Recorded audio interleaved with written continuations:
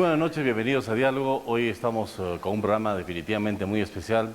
Estamos en transmisión en directo a través de TV UNSA y por supuesto también por Radio Universidad. Decimos que es un programa especial porque es un conversatorio que vamos a tener en diálogo con destacados profesionales y conocedores de lo que es la historia de Mariano Melgar. Tenemos la presencia de Alejandro Málaga, historiador, José Bayón, historiador, y nuestro caro amigo José Luis Ramos, que es sociólogo de profesión. Los tenemos aquí, los vamos a saludar inmediatamente. Buenas noches, bienvenidos a Diálogo. Bueno, este tema relacionado a Mariano Melgar tiene definitivamente mucha connotación, no solamente en nuestro país o en la región, sino inclusive a nivel internacional. Alejandro, ¿qué tal? Buenas noches, bienvenido a Diálogo nuevamente. Y bueno, no sé si de repente podemos establecer un marco dentro de este conversatorio que vamos a sostener. Sí, claro. Bueno, en primer lugar, felicitarte por tu programa y saludar a todos los televidentes y colegas de la Universidad San Agustín que nos están viendo.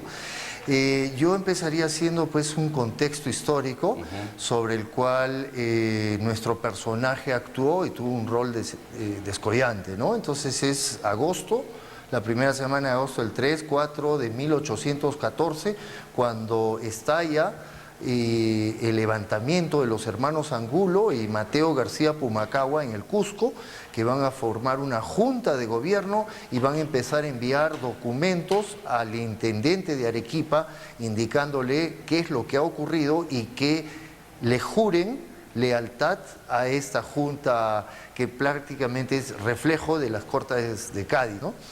Entonces hay una serie de misivas que envían llamémosles pues los patriotas, y aquí en Arequipa se forma una comisión que tiene como objetivo reclutar de cada barrio algo así como 28 jóvenes, y de los 28, 18, 19 tienen que venir con su caballo. Entonces se forma un ejército porque ya se tiene noticias de que Pumacahua, con uno de los hermanos Angulo y alrededor de 2.000 a 3.000, no puedo decir soldados, ¿no?, sino rebeldes, están viniendo a tomar Arequipa. Para ese momento debo recalcar que el ejército Arequipa, el ejército del rey, ellos se ven como patriotas, porque la patria es el reino, ¿no es cierto? Entonces ahí hay que tomarlo con pinzas el concepto.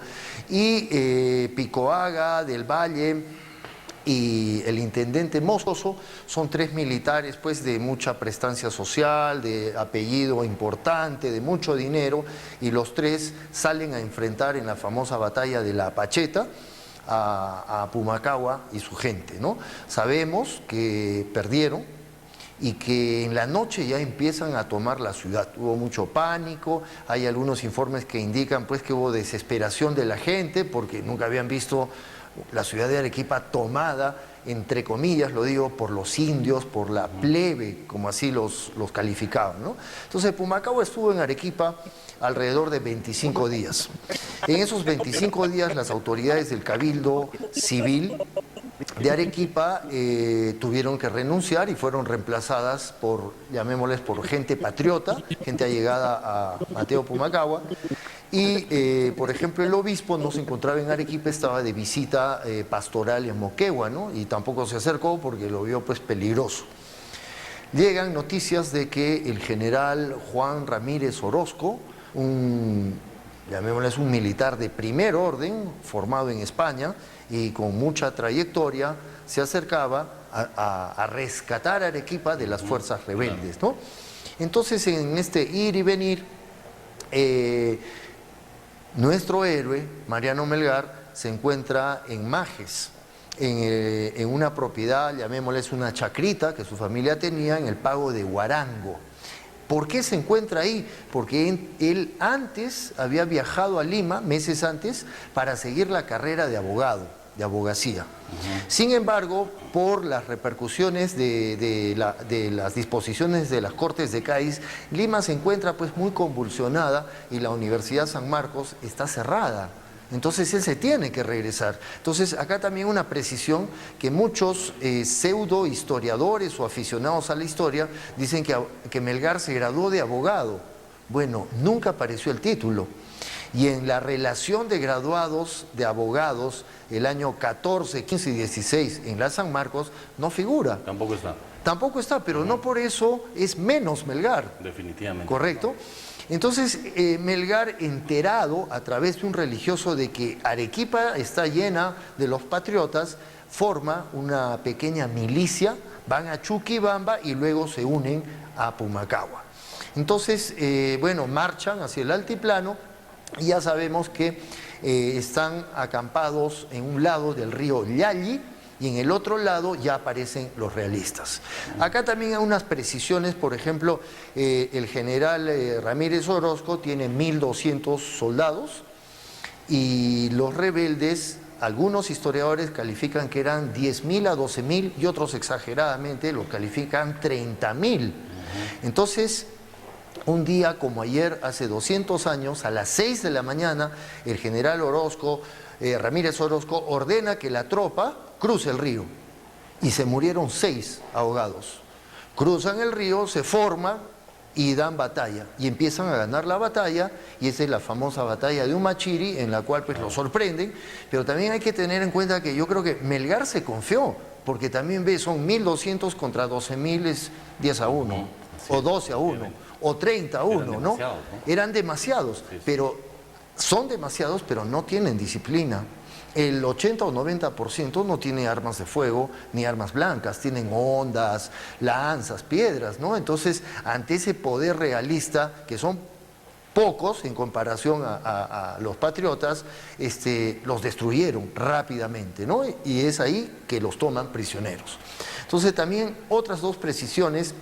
Se pone en duda que existe un pelotón de fusilamiento, porque las disposiciones reales del rey Carlos III, en ese momento no existe el pelotón de fusilamiento. Entonces probablemente a Melgar lo ultimaron de un tiro, un suboficial del general Ramírez Orozco. O sea, no hay una información precisa sobre el asunto. Hay un parte de guerra que fue publicado hacia 1914, que recopila algunos datos en base a documentos, no en base al imaginario o fantasía de que me contó mi abuelito o dicen que dijeron, ¿no? Segundo, el cura, el párroco de Humachiri es realista. Entonces ahí cuestionamos el libro de Guillermo Segarra Meneses, porque él indica que de la capilla de Humachiri, de uno de los altares, se trajeron los huesos de Melgar. Yo creo que eso no ha podido ser. Otra imprecisión es que los indios de Humachiri recogieron su cuerpo y lo llevaron. Pero ¿los indios saben quién era Melgar? No. No sabían. No sabían. Y no por eso tampoco, Melgar es menos, ¿no? O sea, Melgar es la gloria que tiene, nadie se la va a quitar, y gracias a este bicentenario va a tener pues aún mayor realce, mayor difusión, ¿no? Entonces, he visto con poco agrado que, por ejemplo, las escenificaciones del fusilamiento de Mariano Melgar presentan un Mariano Melgar con uniforme. Todo el grupo de Mateo Pumacahua, nadie tiene uniforme porque es una milicia. No es una tropa de un ejército, no son soldados, sino es gente que se ha unido por mutuo acuerdo, por voluntad, qué sé yo, ¿no? Entonces, esa imprecisión hace que los alumnos o que los jóvenes del colegio crean pues que Melgar vestía un uniforme. No, yo creo que Melgar está pues con ponchos, sombreros, sacos, zapatos, ¿no? Como era esa época. Como era esa época, y también recordemos que Melgar se mueve en dos esferas. La esfera en la cual él es docente, profesor y tiene que estar bien trajeado, pero también el Melgar que se va a la chichería a tomar chicha, a tomar vino, pisco de Vítor, a comer picantes con guitarra, a cantar y arabíes, ¿no? Entonces tiene esa facilidad de estar en esas dos distintas esferas que en algunos casos están muy alejados, ¿no? Correcto. Según las investigaciones, José Bayón, a propósito del tema, se habla de que Mariano Melgar aprendió a leer a los 3 años, ¿es cierto? Bueno, sí, pero según el mito o la leyenda que se ha vertido en torno a la realidad histórica, ¿no? Nosotros los historiadores nos guiamos por las fuentes, ¿no? Pero no podemos argumentarlo. Entonces esto yo lo veo como una amenaza en torno a la figura de Mariano Melgar como patrimonio cultural. porque no tenemos cómo sustentar esto, ¿no? Sabemos que hablaba latín porque todos en el seminario San Jerónimo practicaban el latín. Hablaba el francés porque los libros que llegaban en esa época con las ideas de la Ilustración eran franceses, pero el inglés y el griego, que esta mañana yo escuché de que hablaba también griego, pues ya va un poco más allá de la realidad, ¿no? Entonces no podemos, debemos tomar esto como amenazas, así como lo vemos como patrimonio cultural inmaterial. El patrimonio cultural material que vienen a ser los monumentos, los puentes y todo eso, tiene unas amenazas que puede ser que lo pintan, que lo deterioran o que de repente que lo derriban. El patrimonio inmaterial también tiene amenazas y son este tipo de argumentos. Pero ya hay claras denuncias sobre el tema de que podría ser de repente, no sé, criticado desde el punto de vista del patrimonio, toda esa investigación que se está haciendo. Porque no solamente ustedes aparecen, varios investigadores aparecen hablando de muchas cosas de Mariano Melgar, ¿no? Claro, es la coyuntura del Bicentenario y deberíamos aprovechar como investigadores especialistas que somos en llegar pues al meollo del asunto, ¿no? Averiguar y concretamente ir a las fuentes, pienso yo. Pero no solamente en cuanto a patrimonio vemos la amenaza, sino también la parte positiva. Yo creo que a través de la figura de Melgar podríamos educar a la ciudadanía a la conservación de los monumentos asociados al personaje. Monumentos como la Casa de Melgar, que queda en la calle Guayamarca, hoy la calle Melgar, pero que en el año 60 fue modificada. Pero también tenemos la Casa de Silvia en muy buen estado de conservación, el Convento de San Francisco, el Seminario San Jerónimo, ¿no? Entonces podemos, porque el patrimonio material es necesario para que el patrimonio inmaterial pueda expresarse, ¿no? Entonces, por ese lado también vemos una amenaza, vemos una ventaja. Los investigadores han tomado el tema de Mariano Melgar desde el lado literario, el lado poético, el lado de la historia, pero del lado patrimonial no. Entonces sería algo nuevo que por la época y esta coyuntura deberíamos aprovechar y tomarlo como un punto de partida. O sea, claro. Yo lo veo así. Desde el punto de vista literario, José Luis, ¿qué podemos hablar de Mariano Melgar?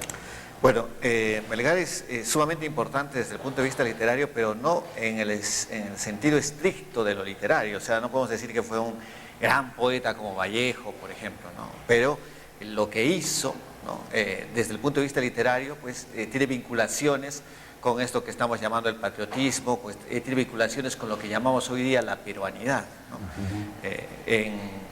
En un brillante ensayo, José Carlos Mariátegui plantea la idea del colonialismo supérsite, ¿no? Y él analiza la literatura que surge después de 1821 en el Perú, cuando ya somos una república independiente.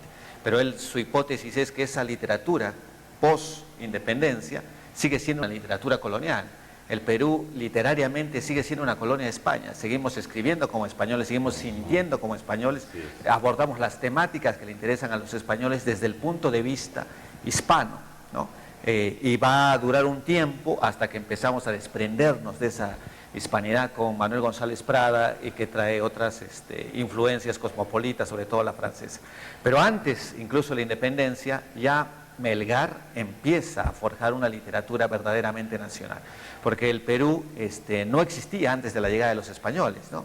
En el colegio nos suelen decir de que los españoles llegaron y nos conquistaron. Eso es completamente falso, porque quienes estuvieron aquí no éramos nosotros ni sus directos, nosotros somos sus directos descendientes, nosotros somos descendientes de la conquista, ¿no? Entonces el Perú inevitablemente fue producto de la llegada de los españoles y la presencia de la cultura andina. Y eso es lo que hace Melgar desde el punto de vista literario, ¿no? Utiliza la poética española, la poética occidental, pero la nutre de la idiosincrasia, de la costumbre, del sentimiento, de la cosmovisión andina, ¿no? Entonces, que lo hace desde el punto de vista amoroso, desde el punto de vista de comunión con la naturaleza, etcétera, ¿no? Y ese es el famoso Yarabí, ¿no? Que es una creación poética eminentemente de formas occidentales, pero que tiene un contenido muy similar al jarawi, que era el canto andino, ¿no?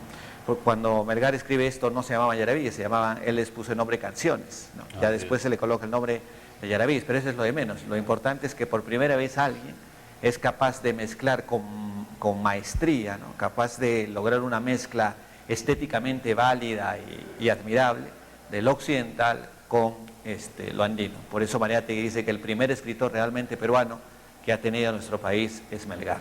Efectivamente.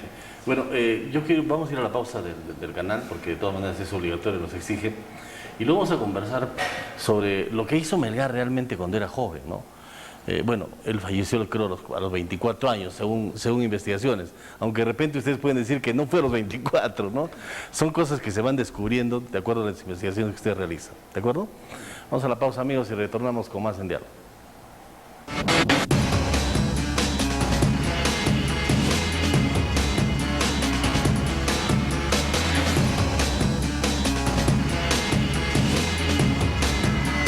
Muy bien, amigos televidentes de Diálogo y a través de TV1 y Radio Universidad, continuamos con este importante conversatorio sobre Mariano Melgar y, por supuesto, Arequipa. Bueno, hablar de Mariano Melgar, pues estamos hablando de un sacrificio de su propia vida, ¿no? Estamos hablando de una persona que entregó su vida por la patria, que todos lo sabemos, ¿no?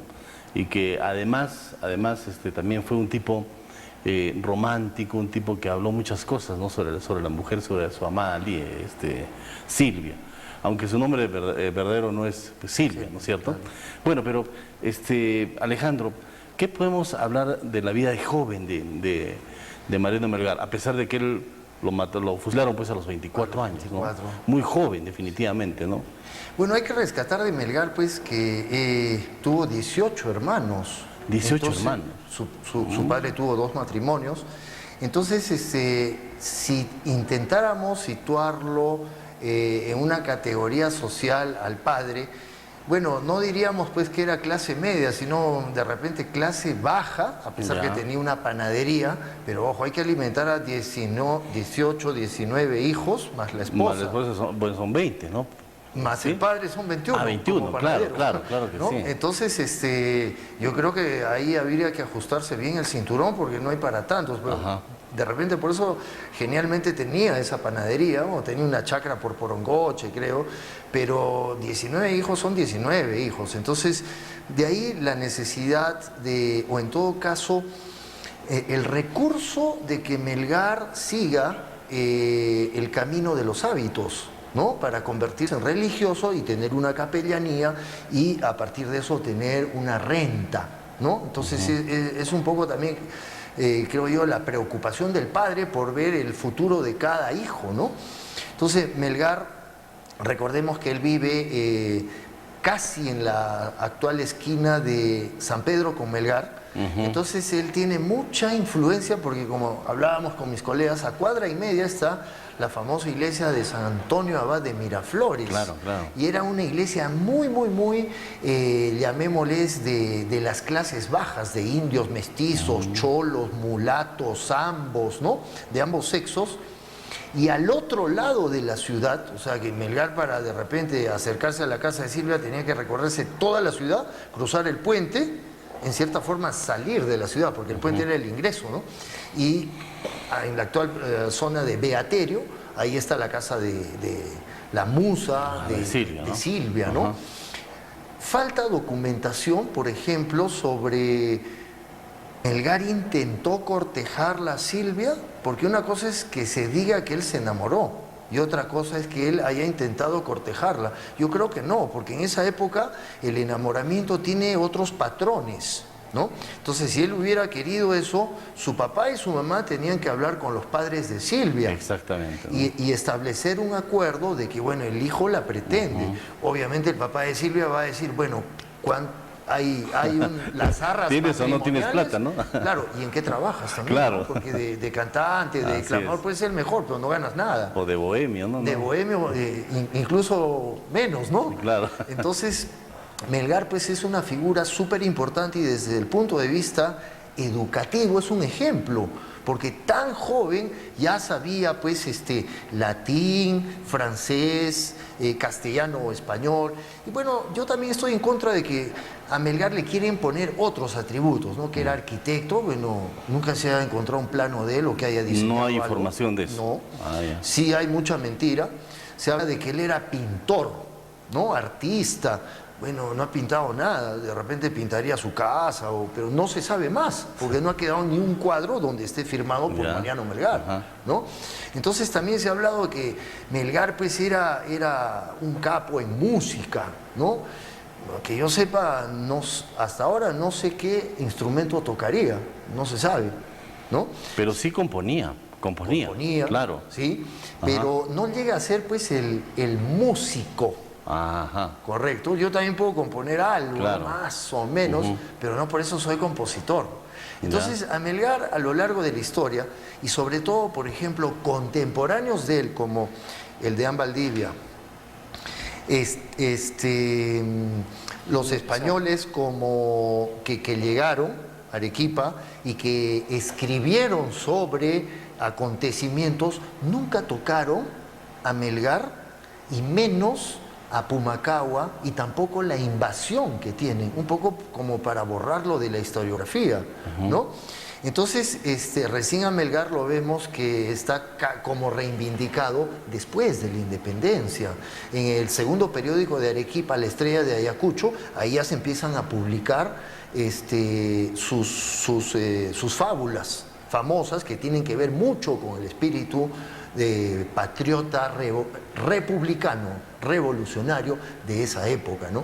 Pero, no sé, se me ocurre, no sabemos nada si Melgar hacía ejercicio o no, ¿no? Si era deportista o no era. Bueno, es que el deporte hacia 1814 no era no tenía tan mucha visto connotación. como deporte, ¿no? O sea, el deporte era montar a caballo, nada ¿no? más. Y la equitación, recordemos que es un deporte completísimo, Sí, ¿no? pues, sí. Pero Melgar también, pues, hay que verlo que él se esfuerza mucho por aprender ese latín, por aprender el francés, para leer los libros de los ilustrados que ya mencionó mi colega, pero él lo hace por propia motivación, ¿no? Entonces hay que rescatar y de repente inculcar en las generaciones de colegio ese ímpetu, esas ganas por seguir aprendiendo y aprendiendo para saber más, ¿no? Y lograr una posición, llamémosle, cultural destacada en la sociedad arequipeña en los albores de la independencia. Qué bueno. Pero este tema, José, por vos, para que no te sorprenda, este tema también puede hacer un poco de daño al tema del patrimonio, como patrimonio, ¿puede ser daño? Bueno, primero vamos a entender lo que es patrimonio y por qué Mariano Melgar es patrimonio. Está inmerso en la identidad del arequipeño el personaje Mariano Melgar, tanto como lo es el Misti. No existe una declaración de que diga de que el Misti es patrimonio cultural de los arequipeños. Lo hemos asumido de manera voluntaria. No está el INC, no está la UNESCO por detrás. Y es la misma forma que tenemos con Mariano Melgar, lo tenemos asumido. Ahora, como cualquier otro patrimonio, tiene unos valores que debemos de reconocerle. Mariano Melgar ostenta los valores de juventud, de intelectualidad y el valor de patriotismo. En cuanto al valor de juventud, sabemos que murió a los 24 años. A los 20 años ya escribía las odas, las elegías, las fábulas, los versos, con señales de un sentimiento identitario, nacional, con actitudes liberales, separatistas, independentistas, emancipadoras del régimen monárquico. Por otro lado está la intelectualidad, que como sabemos Arequipa es una ciudad culta, tiene para esas fechas, que es los principios del siglo XIX, 7 colegios de los conventos, de los internados, los parroquiales. Por otro lado está el Seminario San Jerónimo, donde es alumno y también es profesor de los cursos de retórica, latinidad, filosofía, matemática y física. O sea, demuestra que es una persona culta, intelectual. Y por otro lado está el valor de patriotismo, que él lucha por los ideales. La patria todavía no está constituida. Él está luchando por lo que se vive en el momento. Las ideas liberales de la Constitución de Cádiz dieron un impulso tremendo a la gente de esa época, a los intelectuales, por ejemplo, a José María Corbacho y Abril, Benito Lazo, está también aquí Mariano de Rivero, ¿no? y Francisco de Luna Pizarro, más adelante el de Valdivia, que precisamente este grupo de intelectuales, junto con su séquito de discípulos, y la función que pudo haber cumplido el diario La Primavera de Arequipa, que fue el primer diario de Arequipa, primer diario, claro. Pueden haberlo elevado a ser el ícono representativo de los arequipeños, cuando Arequipa se quiso mostrar patriota, porque Arequipa ha sido realista, ha sido patriota, ha sido realista, ¿no?, en diferentes momentos. Pero también está el debate de qué entendían los criollos por patria, o los mestizos por patria, o los indios por patria, ¿no? Entonces, a eso nos lleva, a reconocer sus valores, muy aparte de las dotes literarias y poéticas que ahora pues son de comentario, ¿no?, popular. Entonces yo creo que la figura de Melgar ya está inmersa en nosotros como identidad. Eso es importante. ¿Qué tanto realmente nosotros podemos recuperar los valores que en ese momento daba Melgar, ¿no? Que lamentablemente pues como ciudadanos y como jóvenes no sabemos identificarnos con esos valores, no tenemos identidad, ni por Arequipa ni siquiera por nuestro país. José Luis, algo más de repente que podamos recuperar de la juventud de Mariano Melgar, de esa época. Claro, lo que mencionabas hace un instante es bastante interesante, ¿no? Un joven que dio su vida por la patria. Así es. Pero ¿qué patria? Es la que habría que preguntarse, ¿no? O sea, si ahora el Perú declarara la guerra a algún país y algún joven muere en esa guerra, diríamos, ¿ha seguido el ejemplo de Melgar? O tal vez Melgar ahora jamás pelearía esa guerra. Wow. Porque ¿de qué patria por las estamos circunstancias, hablando? ¿no? No, claro, porque Melgar está a favor de una patria que es la que niega el statu quo, ¿cierto? O sea, él está por una patria que no existe, ¿no? Él está peleando por la libertad y, como decía Alejandro, él tiene una comunión fluida y constante con las llamadas clases bajas que existían en Arequipa, en la zona de Miraflores, ¿no? Entonces, él se siente bien con la gente andina, con los indios, los cholos, y forma parte de ese ejército, ¿no? O sea, él forma parte de ese ejército de indígenas que la Arequipa realista los consideraba poco menos que salvajes o bárbaros, ¿no? Entonces y su obra poética, el Yarabí, ¿no?, que manifiesta su concepción del Perú, de lo que él supone debe ser el Perú, que es la unión de lo occidental y lo andino. Entonces, una patria racista obviamente no es la patria Melgar, ¿no? Entonces, una patria excluyente no es la patria Melgar, ¿no? Entonces, él aboga por otro tipo de nación, ¿no?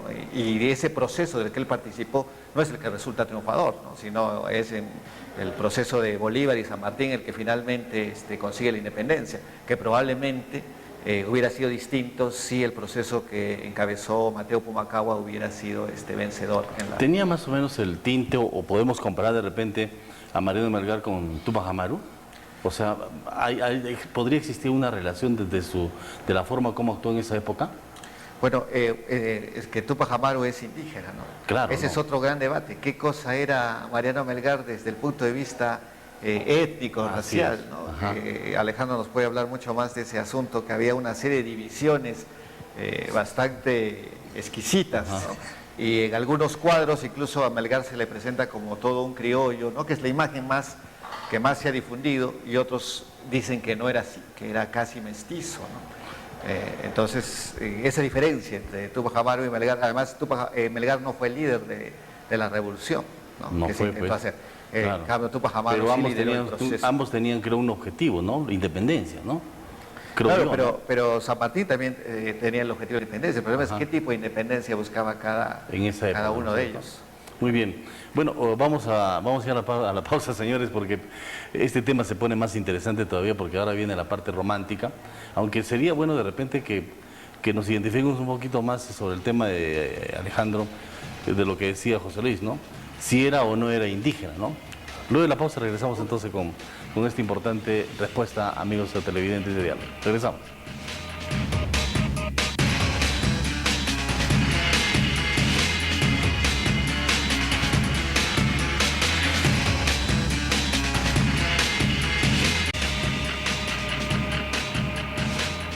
Muy bien, amigos televidentes de Diálogo, continuamos con este importante debate, con este importante conversatorio sobre Mariano Melgar y Arequipa.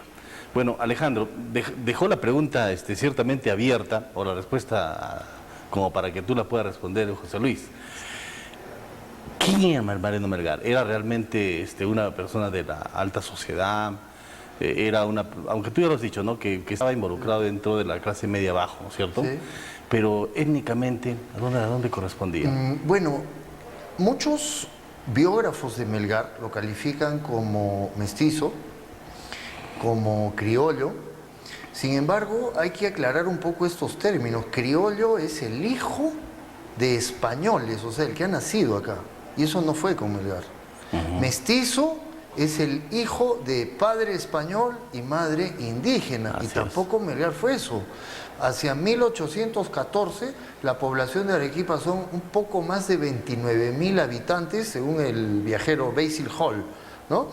Y también hace una clasificación en la cual pues pone cholos, indios, mestizos, y las castas, lo que se llama mezcla con los indios africanos y españoles, ya van a tener otros nombres, por ejemplo, cuarterón, octavón, salta para atrás, tentempié, etcétera, etcétera, ¿no?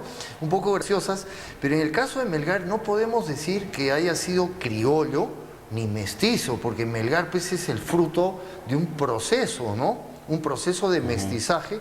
Yo le diría más bien, si se trata de pigmentación, Melgar era pues de repente como nosotros, un trigueño, porque no llega a ser blanco, caroso, ni medio oscuro, tirando a indio, a mulato, ¿no? Un trigueño, ¿no?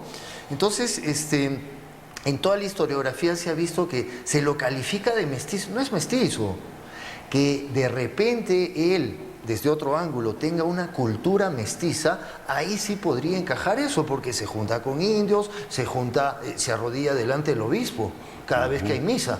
Recordemos que es profesor, ha sido alumno, profesor del seminario de San Jerónimo, entonces tiene clarísimo toda la ritualidad. O sea, la religión católica también. Católica, claro. Tiene clara cómo es toda la ritualidad en un proceso, en una misa, en un oficio, y en misas te deums, etcétera, etcétera. Entonces lo tiene muy claro, pero él también se va a los sectores, digamos, feos u horribles, calificados así por la clase alta, donde hay indios, las chicherías, las rancherías. Claro. Él es feliz. Hay que resaltar que él es feliz y que ahí forja muchas de sus composiciones. Y no sé, algunas también se le atribuyen a él, ¿no? Porque dejó muy pocas.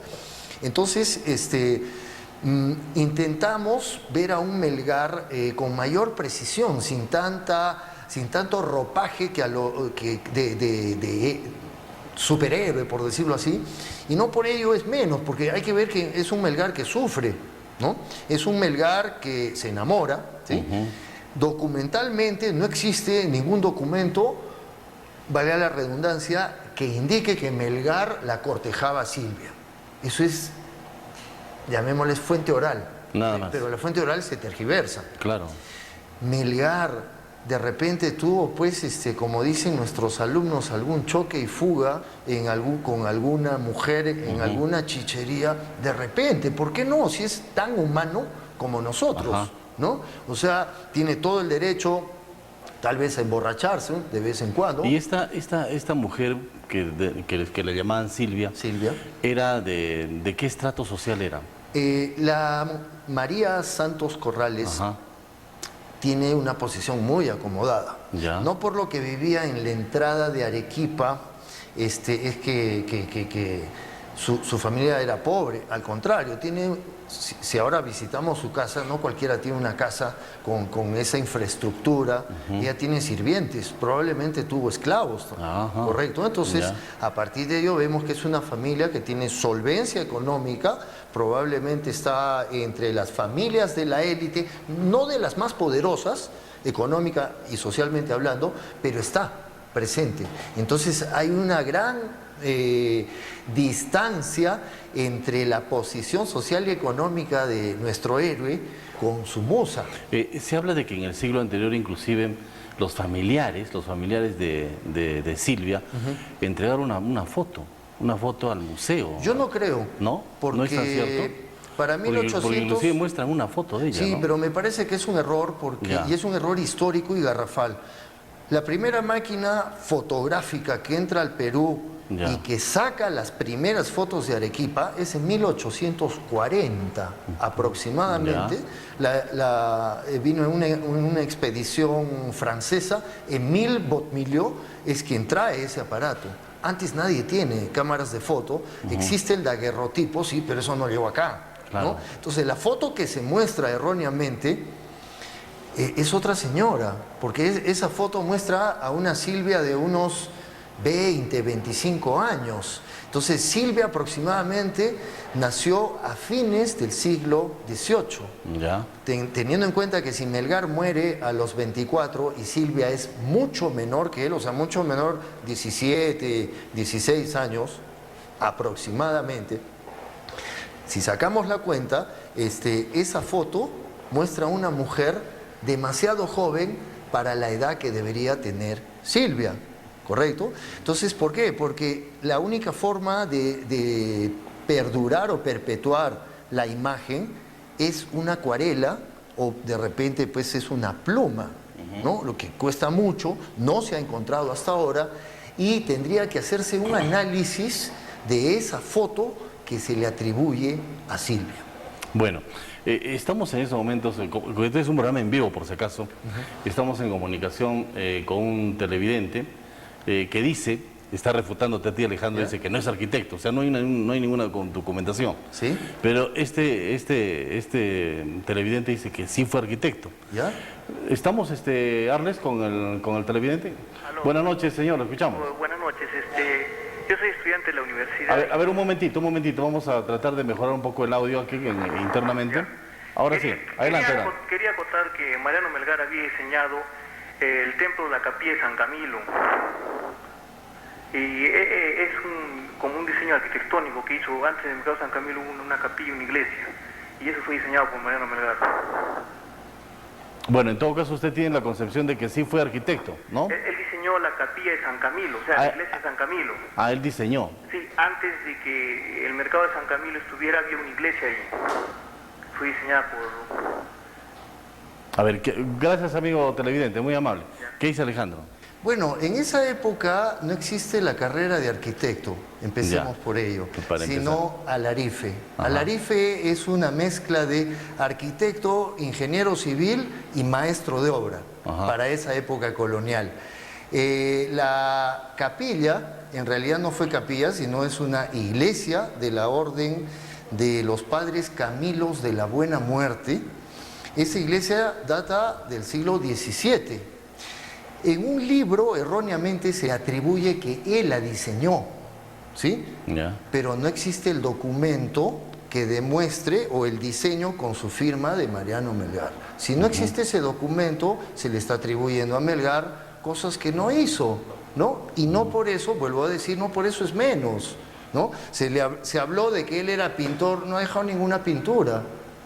Históricamente se demuestra con documentos, claro, con fuentes. Tiene que ser así de todas maneras.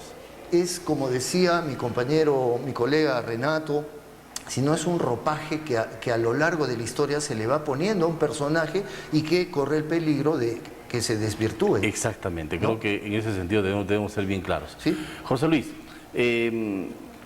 dentro de la parte histórica de Mariano Melgar, o sea, la parte del romanticismo, y regresamos nuevamente al tema de Silvia, ¿de acuerdo? ¿Cómo así nace el amor de Mariano Melgar por Silvia? Como señaló Alejandro hace un momento, en esos momentos los patrones del enamoramiento eran distintos a los de ahora. Es decir, diferentes, aunque sí, habitualmente nosotros creemos que el amor es exactamente como nosotros lo sentimos, el amor ha sufrido un proceso de transformación muy largo y muy profundo, ¿no? a lo largo de los siglos, ¿no? Hay un libro hermoso de Octavio Paz, La llama doble, en el que señala cómo ha ido evolucionando el amor desde la Edad Media hasta nuestros días, ¿no? Entonces existe, ¿no? En esos siglos algo que se llamó el amor cortés, ¿ya? El amor cortés supone que para que el amor sea realmente valioso y puro y realmente amor, no debe consumarse. Es decir, debe ser un amor imposible. ¿Ya? O platónico, como se le dice. Como nosotros, ahora, ¿no? como comúnmente se suele decir platónico, ¿no? Entonces, y no es el único escritor que ha tenido ese tipo de amores para servirse de inspiración. Y hay antecedentes. Dante es probablemente el más famoso con, con la musa que le inspira la Divina Comedia, ¿no? Que es, se me ha ido el nombre en este momento, pero son varios los que plantean ese amor imposible, ¿no? Pero lo que se decía hace un instante, ese asunto del ropaje, en fin, hay ese enorme riesgo, ¿no? De que Melgar se convierta en una suerte de leyenda y esa leyenda sea cómoda, ¿no? A ciertos discursos políticos, ideológicos, etcétera, que probablemente Melgar no los representa, ¿no? Ocurrió algo parecido con Arguedas, ¿no? Hace pocos hubieron los homenajes a Arguedas debido a los años de su fallecimiento, etcétera, y el Arguedas al que se homenajeaba era muy distinto al Arguedas que vivió. Arguedas lo metieron preso, ¿no? Y al Arguedas que homenajeaba parecía que era un personaje absolutamente nada peligroso, nada espinoso para la sociedad, y era todo lo contrario, ¿no? Entonces se presenta un Arguedas de todas las sangres, y que todas las sangres es que todos vivamos en comunión y felices, y en la obra cumbre de Arguedas, Todas las sangres, hay gente que muere, y hay enemigos de clase, hay gente a la cual combatir, ¿no? Entonces eso no se traduce en el homenaje a Arguedas que hace el Estado institucionalmente. Es lo mismo que puede ocurrir con Melgar, ¿no? Entonces esa figura de que Melgar era alguien que estaba locamente enamorado de Silvia y que su vida giraba alrededor de Silvia, etcétera, yo creo que le hace mucho daño a nuestro intelectual arequipeño, etcétera, ¿no? Porque el romanticismo en él, creo yo que es parte de su vida, no es un estilo literario. Así es. Porque se exagera mucho con este tema, ¿no? Exacto, cuando se habla de Melgar en el colegio, lo primero que se les ocurre a los niños es y el amor. Silvia. Silvia y el amor, ¿no? Sí. Y eso creo que era de nuestra generación, porque en la de ahora ya ni siquiera saben quién es Melgar, ¿no? Entra el profesor y dice, vamos a hablar de Melgar. Ah, sí, porque va puntero, dice. Y te cuento una anécdota, ¿no? Ayer me he pasado buscando en todas las librerías de Arequipa una lámina de Mariano Melgar, que como tú sabes, las láminas son las que salvan las tareas escolares, ¿no? Se ha puesto de moda. No existe lámina de Mariano Melgar. No te puedo creer. Entonces, claro, lo que existe es lámina de los precursores de la independencia, y ahí un pedacito de la lámina hay una figura de Melgar. Y seguramente que en las láminas que te mostraron el equipo de Melgar. Bueno, es increíble, pero finalmente es parte precisamente de la historia, ¿no? de Arequipa, y que nos vayamos olvidando de la historia es peligroso. Luego de la pausa comercial del canal vamos a regresar ya con la parte final y vamos a preguntarles a cada uno qué esperan pues después de estos 200 años, ¿no? ¿Qué va a suceder, ¿no? ¿Qué podría suceder más adelante con este tema de Mariano Melgar? De repente, como dice José Luis, ya la próxima generación ya se olvidará prácticamente de Mariano Melgar, ¿no? Regresamos, amigos, luego con la parte final de Diálogo.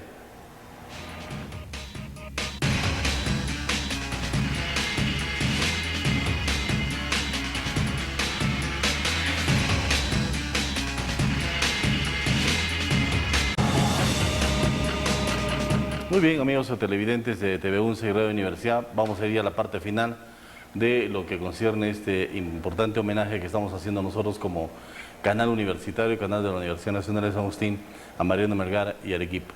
Bueno, hoy día han aparecido una serie de periódicos y también, por supuesto, invitaciones. Por ejemplo, acá tenemos una invitación que nos alcanzaron, un suplemento de Diario La Voz, acá lo pueden observar. Después una invitación que nos alcanzaron también hoy día y que ha participado, por supuesto, nuestro medio de comunicación en la Plaza Humachiri. Ahí se ha llevado a efecto una ceremonia con ocasión de los 200 años del fusilamiento pues, de Mariano Melgar. Y han participado todas las autoridades, desde el alcalde provincial, inclusive también autoridades eclesiásticas, y nuestro rector también ha estado presente, el doctor Víctor Hugo Linares Huaco, y también, por supuesto, congresistas, el alcalde de Humachiri, y el propio burgomaestre de Mariano Melgar, el señor Edwin Martínez. Pero ha habido muchas cosas interesantes, ¿no? Hasta inclusive ha habido una alegoría a Melgar, es decir, cómo realmente lo fusilaron, como dice hace un momento nuestro amigo Alejandro, precisamente fue fusilado por un pelotón, ahí se muestra el pelotón. Ahí podemos observar a través de imágenes justamente lo que sucedió hoy día en Mariano Melgar, en la Plaza Humachiri específicamente. Pero, ¿qué esperamos después de haber cumplido estos 200 años del fallecimiento de Mariano Melgar?